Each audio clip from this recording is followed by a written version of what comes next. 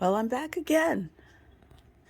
Every few years I feel the need to clean my sewing room because my needs and my styles change, and I'm always trying to work a little smarter and not harder. So, here it is. I rearranged, decluttered, tried to straighten up all my stash. I don't have a lot. All my stash is in the form of projects. Oh, that's right there is thread, a thread holder that I have to fix. And I'm going to stick that up there, move the top one over to the left, and put that one on the right, and have, I don't know, those right there are all mostly embroidery threads.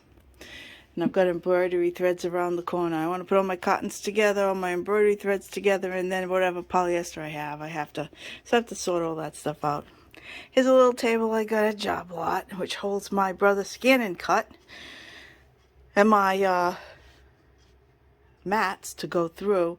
That's my iPod. Yes, I still have an iPod with all my music on it, and a Bose speaker that I use when I'm down here, although if I'm long arming you can't hear a thing. My carrying case for when I go to sit and sew. There's some basket projects, rope baskets, and more rope in the corner. These, like I said, are all my, that's that's a shelf that Dennis had built for his kids a long time ago for their toys and books and stuff, and I found it down here, so I grabbed it and stuck all my stash in it. And down down at the bottom, yeah, I said this is my cabinet for my fabrics, and that is on the bottom shelf is finished counted cross stitch and some counted cross stitch frames and such things as that. So this is we just came in from the door from the laundry area.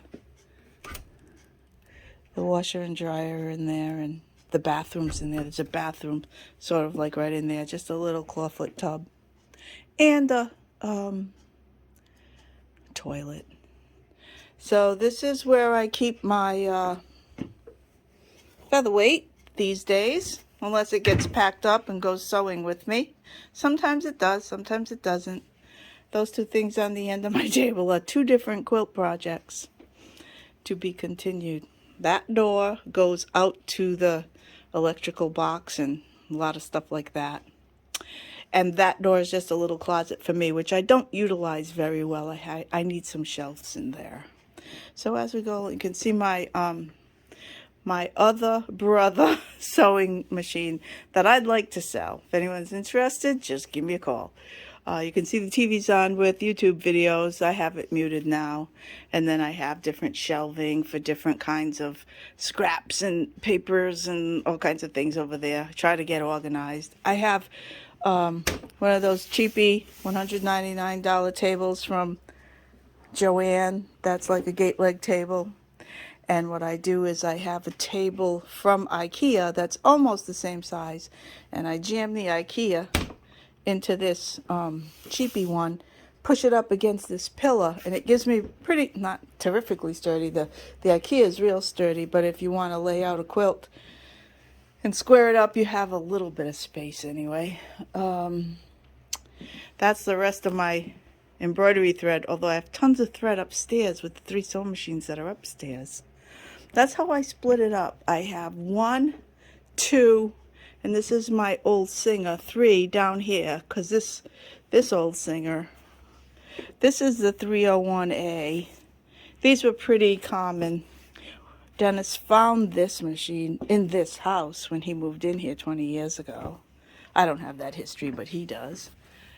How cute. And it runs great, and I use it a lot, especially if I get something difficult to sew. This thing's, when you say it's a machine, it's a heavy-duty machine.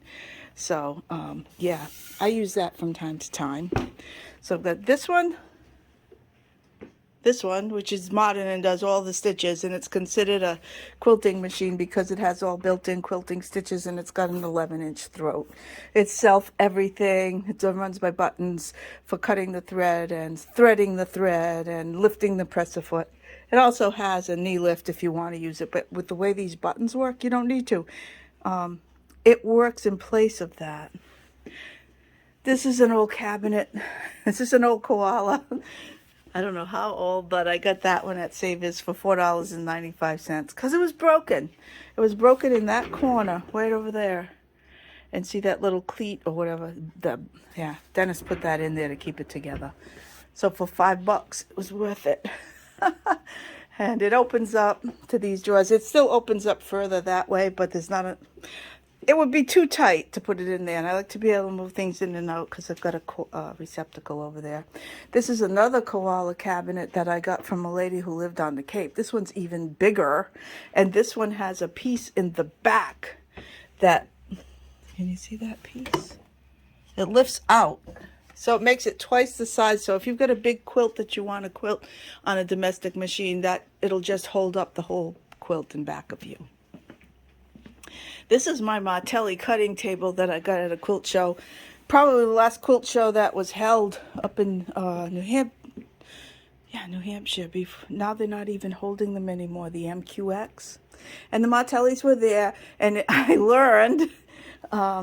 if you wait till the end of the day on a Sunday and happen to be going by, they reduce everything because they didn't want to take these tables back. So I got a super good deal, and I got the mat, and I got their rotary cutter, which is wonderful, and I got tons of blades. It's been 2 years I haven't replaced those blades, had to buy blades yet.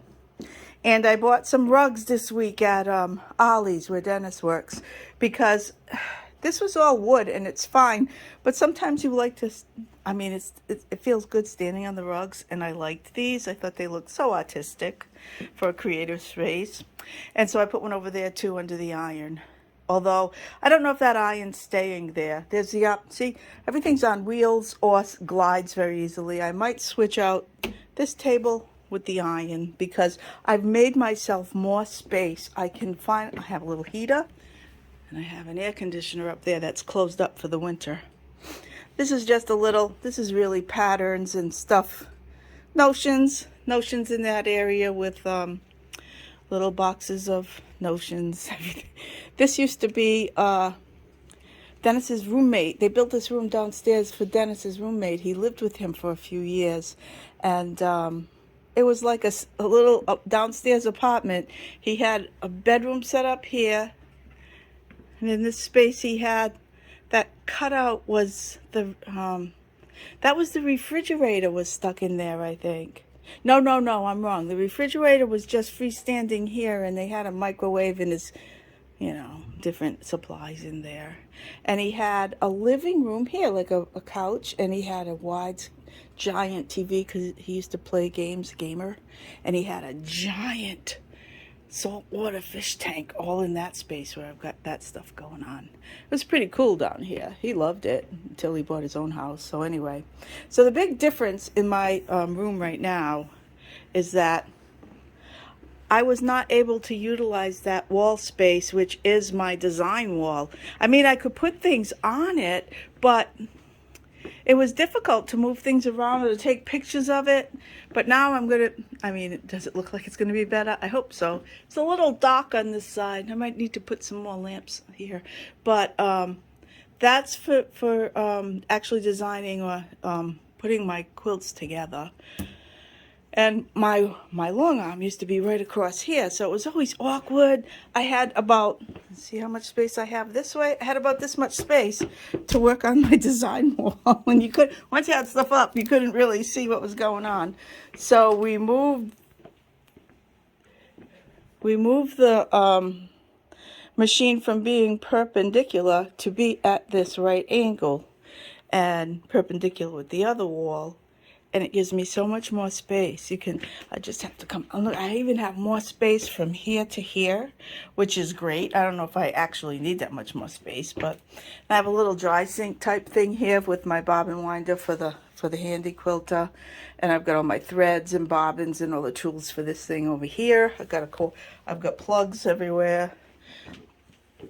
So I can see across my whole room from here much better than seeing what was going on there. So that if someone walks in, if they come from that direction or that direction and this thing is going, because it's so loud, I don't get as scared because I see them right away, compared to if I'm facing in this direction, I'm not really looking that way. So that's my renovation, and actually it's clean. Oh, this looks messy. This is a basket of fabrics for masks. I'm still keeping it. I'm going to be separating all that stuff pretty soon and putting it into the scrap fabric.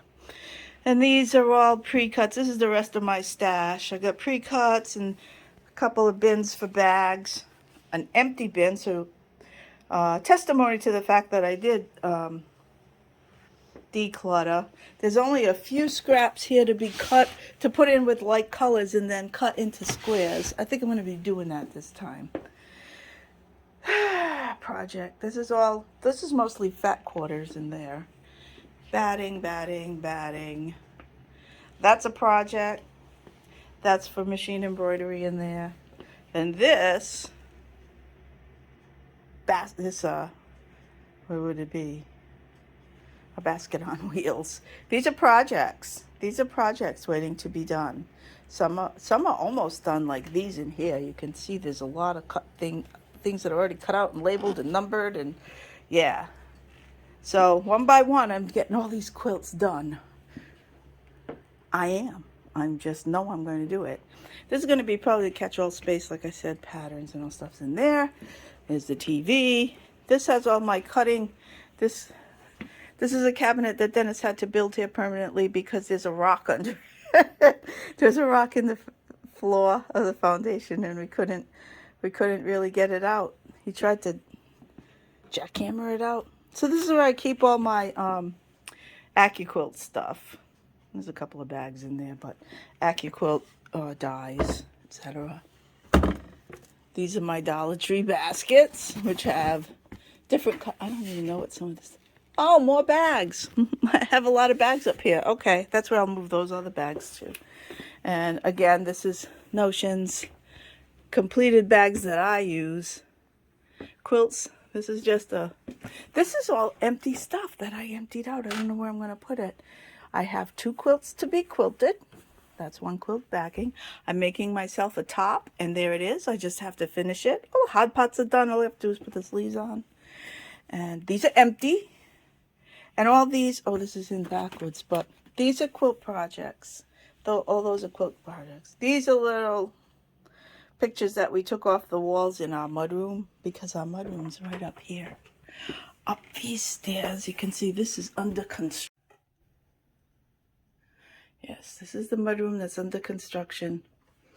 And I have to finish scraping these stairs, and I'm going to get them carpeted so that if I fall down, or I should say, when I fall down, I won't crack my head open. All right, so that's the whole tour. That's a tour of the cleaned and rearranged craft room, and I'm so happy it's done, because now I can cut more easily and bring my stuff. I'll gradually be coming down here again now. There was something about, we had 2 dogs up there, and one would come down, one wouldn't, one would stay up. She kept barking up there all day long for me to keep coming up. The little one it was just craziness. So I gradually moved machines upstairs. But now that works out really nicely, because as people come in and out, which we do get a lot of traffic here. So I can be upstairs and I can almost continue to do what I'm doing. Or if I'm cooking, I can still sew and blah, blah, blah. So that's the story. That's this room. Yet another another sewing room video from Diane Roberts on her retirement vlog. Thanks for watching.